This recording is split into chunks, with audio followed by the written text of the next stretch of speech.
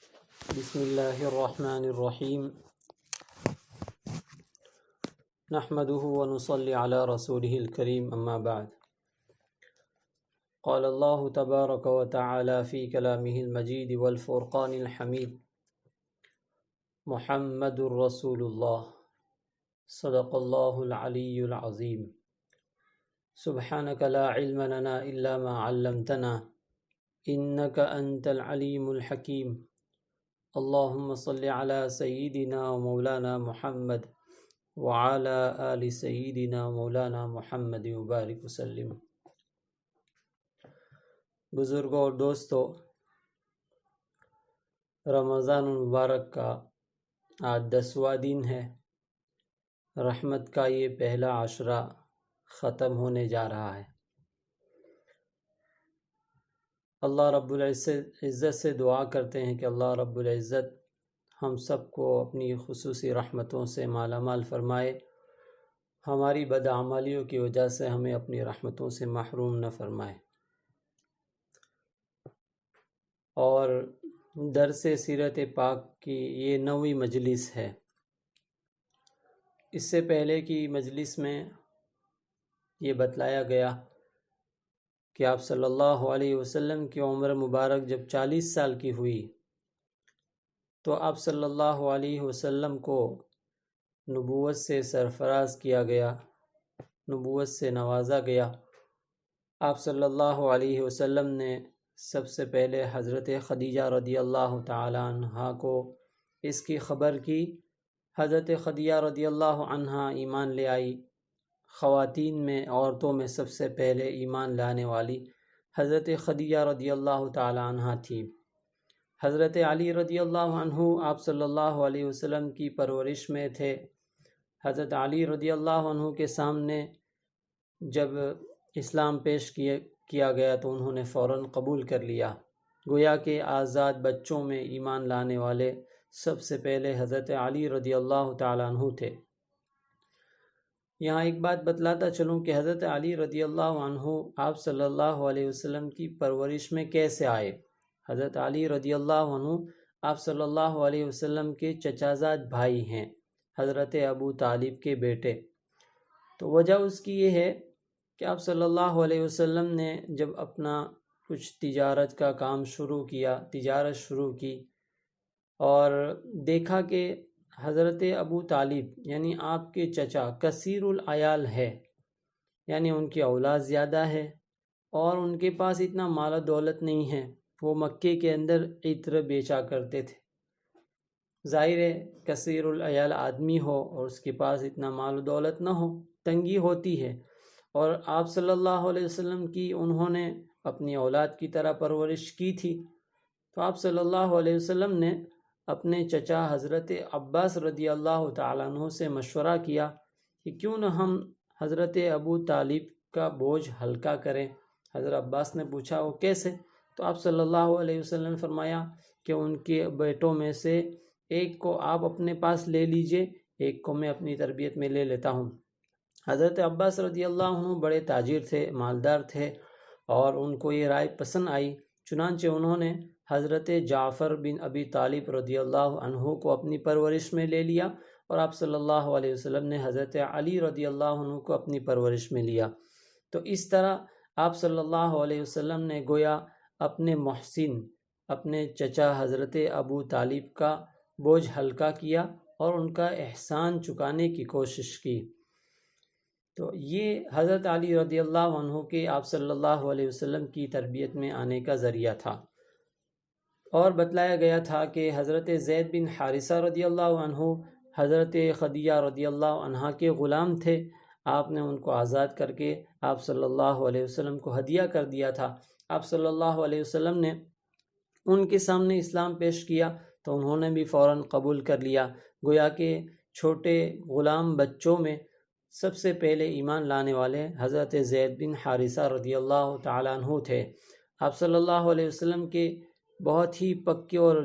جگری دوست حضرت ابوبکر صدیق رضی اللہ تعالیٰ عنہ تھے۔ تجارت میں بھی آپ کے ساتھ شریک رہا کرتے تھے۔ آپ صلی اللہ علیہ وسلم کے اخلاق، سچائی، امانت داری سے واقف تھے۔ آپ صلی اللہ علیہ وسلم نے ان کے سامنے اسلام پیش کیا تو انہوں نے فوراً ایمان قبول کر لیا۔ گویا آزاد مردوں میں سب سے پہلے ایمان لانے والے حضرت ابو بکر صدیق رضی اللہ تعالیٰ عنہ تھے۔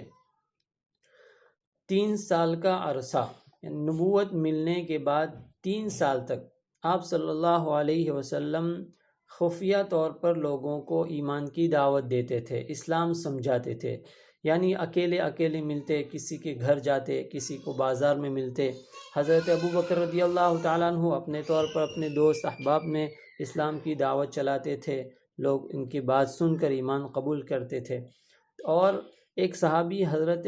ارقم بن ارقم رضی اللہ تعالیٰ عنہ کا مکان کسی پہاڑی کے دامن میں تھا جہاں لوگوں کا گزر کم ہوتا تھا، تو ان کے گھر کو سب سے پہلی مسجد بنائی گئی، سب سے پہلا مدرسہ بنایا گیا۔ آپ صلی اللہ علیہ وسلم اور جو کچھ تھوڑے بہت حضرات ایمان لائے تھے وہ سب وہاں جمع ہوتے تھے، اور آپ صلی اللہ علیہ وسلم پر جو کچھ بھی احکامات اور وحی نازل ہوتی تھی آپ ان کو سکھاتے تھے، وہی نماز ادا کی جاتی تھی۔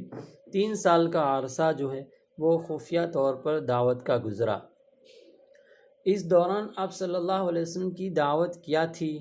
اور آپ صلی اللہ علیہ وسلم کی نبوت کے اہم نکات، اہم پوائنٹ کیا تھے؟ تو اس سلسلے میں ایک بات لکھی ہے کہ چونکہ مکے کے اندر کفر و شرک عام تھا، تو آپ صلی اللہ علیہ وسلم شرک کی برائی بیان کرتے تھے، کفر کی نحوست بیان کرتے تھے، اور یہ کہ اللہ رب العزت ہی حقیقی معبود ہیں، اللہ رب العزت کی ذات ہی حقیقت میں عبادت کے لائق ہے، اس کے علاوہ کوئی عبادت کے لائق نہیں ہے، اور ساری کائنات اور جو کچھ بھی دنیا میں ہوتا ہے سب کچھ اللہ رب العزت کی ذات ہی سے ہوتا ہے۔ اللہ کے ساتھ کوئی بھی مخلوق اس کے اعمال اور اس کی صفات اور اس کے اخلاق، اس کے افعال میں شریک نہیں ہے۔ دوسری بات، چونکہ وہ لوگ پتھروں کے بت بناتے تھے، اس کی پوجا کرتے تھے، درختوں کی پوجا کرتے تھے، پہاڑوں کی پوجا کرتے تھے،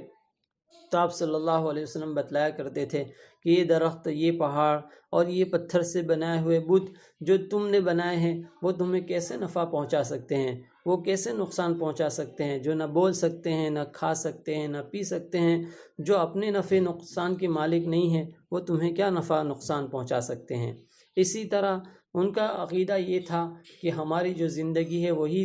یہ دنیا کی زندگی ہی سب کچھ ہے، بس آدمی مر گیا سب ختم ہو جائے گا۔ تو آپ صلی اللہ علیہ وسلم بتلایا کرتے تھے کہ نہیں، اس دنیاوی زندگی کے بعد دوسری ایک زندگی ہے، مرنے کے بعد ہمیں دوبارہ زندہ ہونا ہے، اللہ کے سامنے، اپنے خالق اور مالک کے سامنے حاضر ہونا ہے،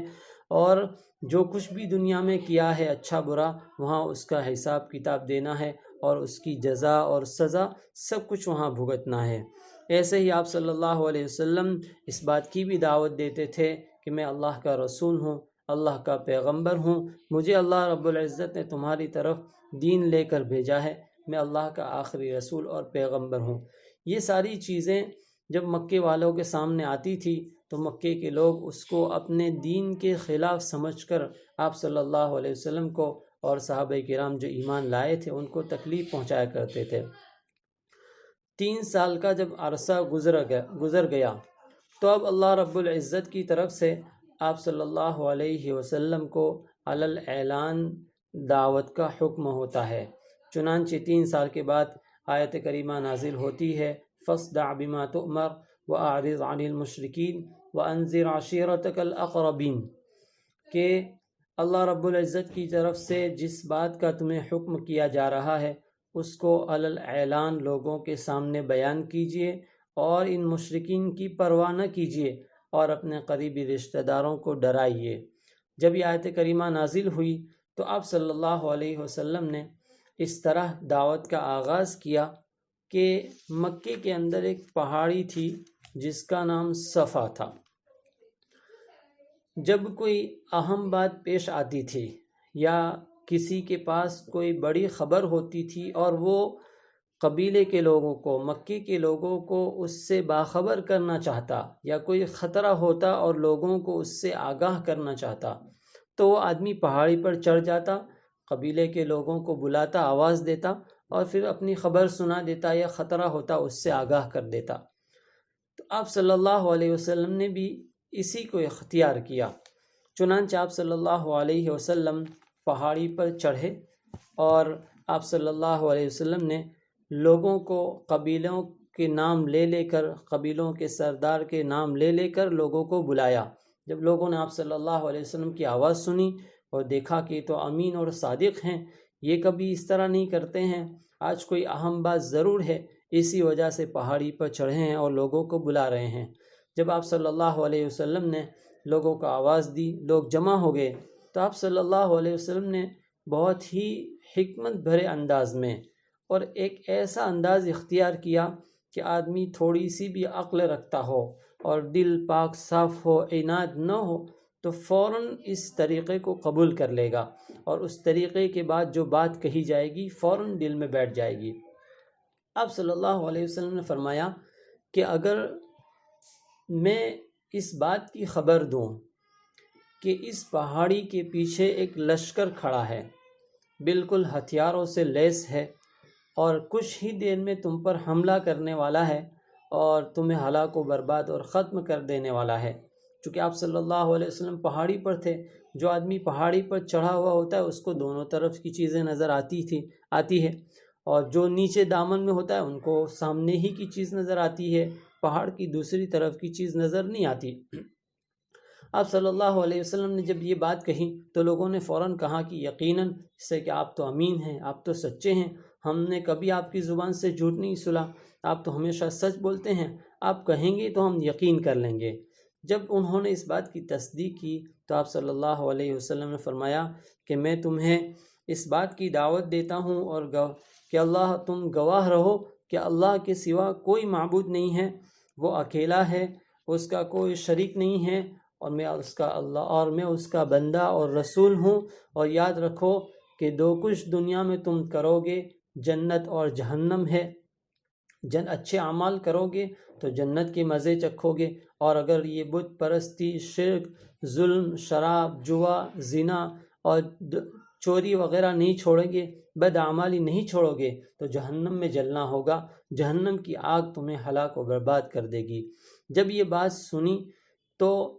کسی نے تو کوئی جواب نہیں دیا، البتہ آپ صلی اللہ علیہ وسلم کا چچا ابو لہب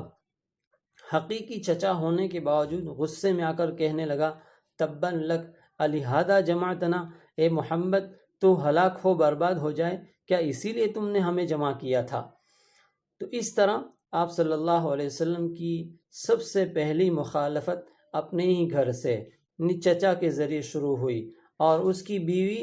ام جمیل جس کا لقب کہا جاتا ہے، وہ بھی آپ صلی اللہ علیہ وسلم کو بہت تکلیف پہنچا دی۔ جب یہ دعوت شروع ہوئی تو اس نے بھی آپ صلی اللہ علیہ وسلم کو تکلیف پہنچانا شروع کیا، لیکن آپ صلی اللہ علیہ وسلم کا جو مقصد تھا اور اللہ کی طرف سے جو حکم تھا کہ لوگوں کو علی الاعلان دین کی دعوت پہنچا دیجیے، تو آپ صلی اللہ علیہ وسلم نے اس کا آغاز کیا۔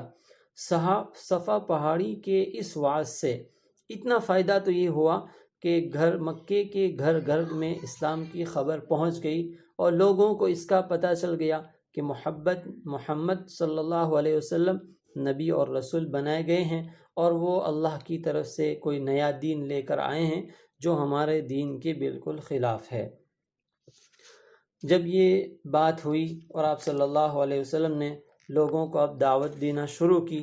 اس کے بعد آپ صلی اللہ علیہ وسلم جیسے جیسے موقع ملتا تھا لوگوں کو دین کی دعوت دیتے تھے، کہیں میلہ ہوتا تھا وہاں پہنچ جاتے تھے، حج کے ایام ہوتے تھے تو حج میں چونکہ اطراف سے لوگ مکے میں جمع ہوتے تھے تو آپ صلی اللہ علیہ وسلم حج کے دنوں میں بھی لوگوں کو دین کی دعوت شروع کر دیتے تھے، لوگوں کو اسلام سمجھاتے تھے، جن کی سمجھ میں آ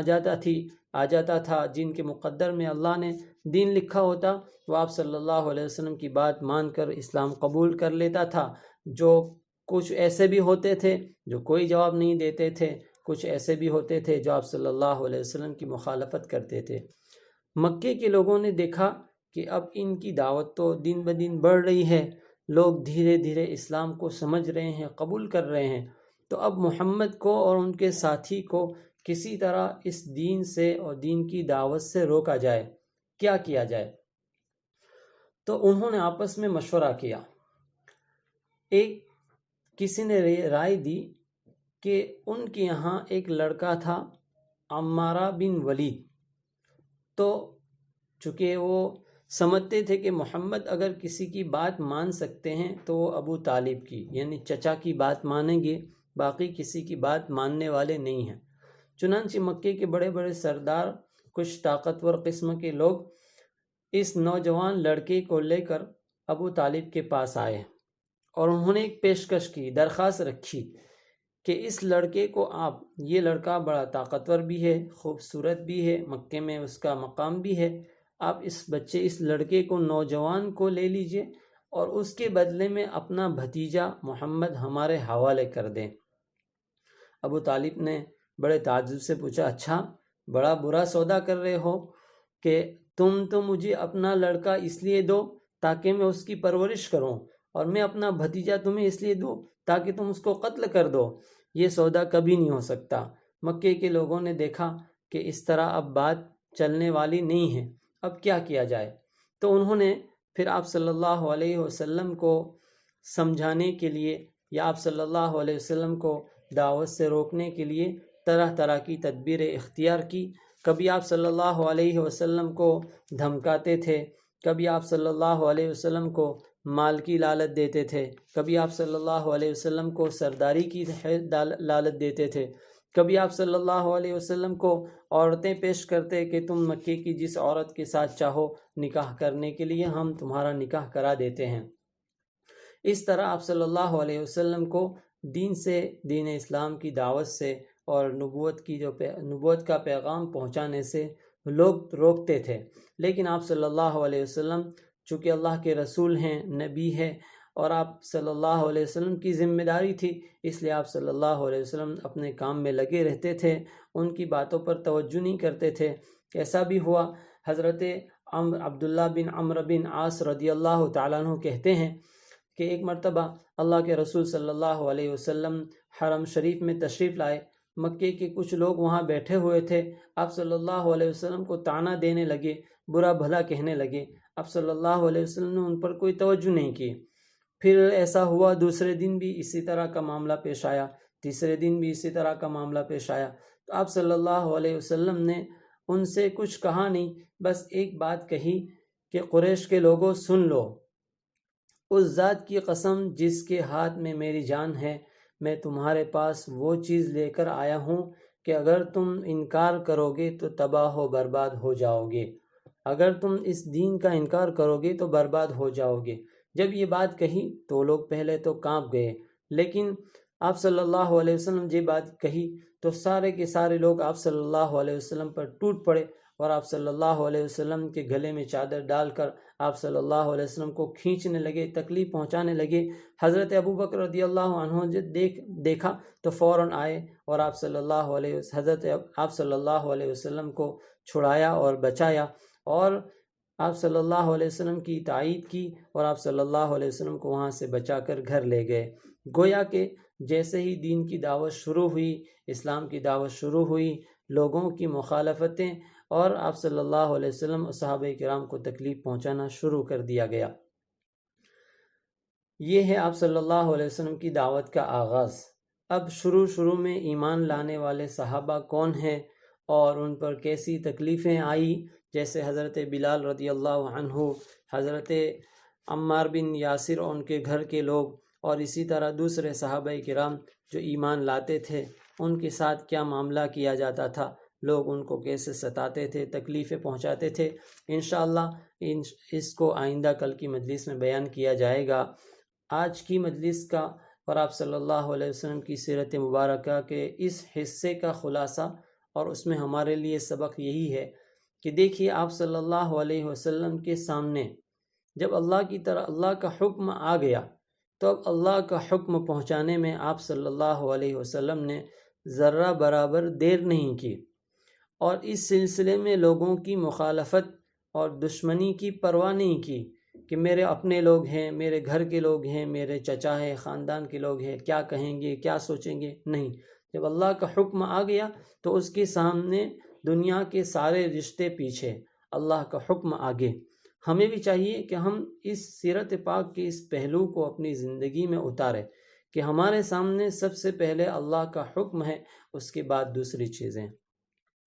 دوسرا سبق یہ ہے کہ آپ صلی اللہ علیہ وسلم کو گالی بھی دی جاتی تھی، آپ صلی اللہ علیہ وسلم کو ساحر اور جادوگر کہا جاتا تھا، کاہن کہا جاتا تھا، طرح طرح کے طعنے دیے جاتے تھے، مارا جاتا تھا، پیٹا جاتا تھا، لیکن آپ صلی اللہ علیہ وسلم اپنی دعوت میں لگے رہتے تھے۔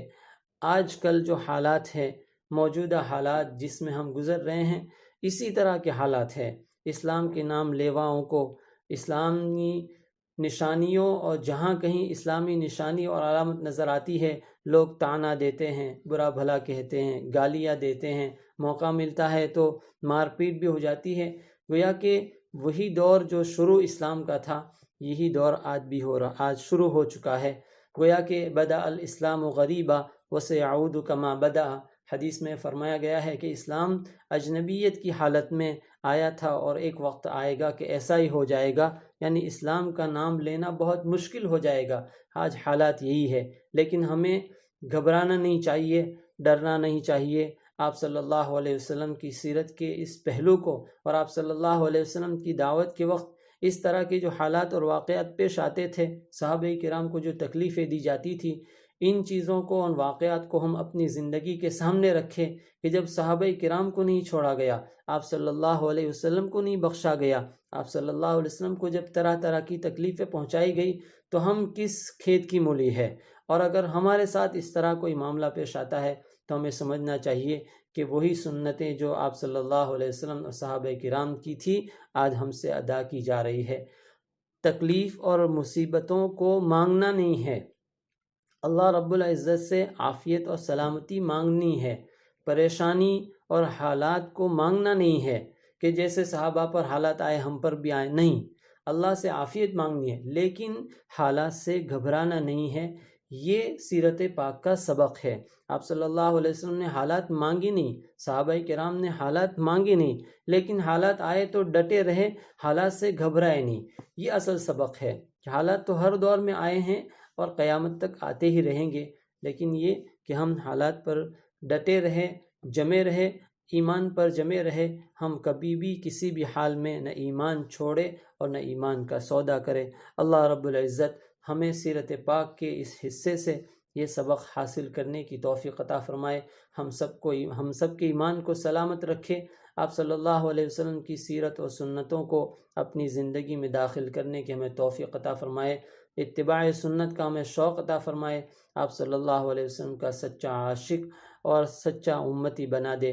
آمین یا رب العالمین، بجاہ سید المرسلین صلی اللہ علیہ وعلی آلہ واصحابہ اجمعین، آمین یا رب العالمین۔ سبحان اللہ بحمدہ، سبحانک اللہم وبحمدک، نشہد ان لا الہ الا